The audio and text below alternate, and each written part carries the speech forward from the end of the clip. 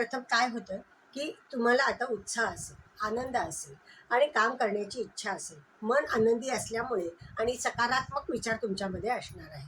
त्यामुळे काम करण्याची इच्छा आणि सातत्य हे तुमच्याकडे राहणार आहे.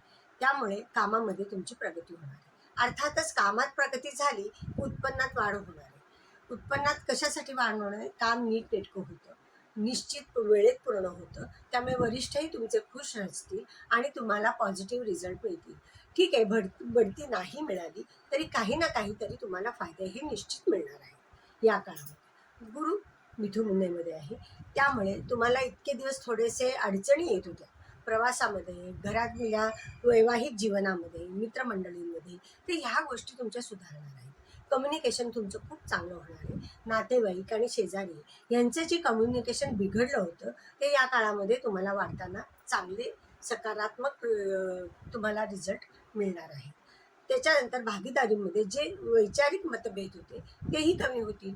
भागीदाराचा तुम्हाला फायदा होईल. तसंच जोडीदाराचीही तुम्हाला व्यवसायामध्ये किंवा इतर कार्यामध्ये तुम्हाला मदत मिळणार आहे. सहकारी आणि मित्रमंडळी हे तुम्हाला हवी ती मदत करायला तत्पर असणार आहे. कारण ह्या गोष्टी तुमच्यासाठी अतिशय पॉझिटिव्हली तुम्हाला ते सहकार्य करणार आहे. कारण हे ग्रह तुम्हाला आत्ता चांगले रिझल्ट देणार आहे. ठीक आहे, शनी व्ययस्थानात आहे.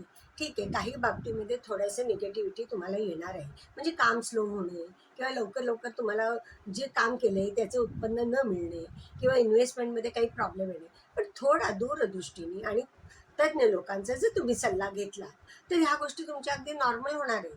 पण त्यासाठी योग्य निर्णय हे तुम्ही घेतले पाहिजे. तर ह्या काळामध्ये तुम्हाला सगळ्या गोष्टी व्यवस्थित चातुर्याने हाताळायला पाहिजे.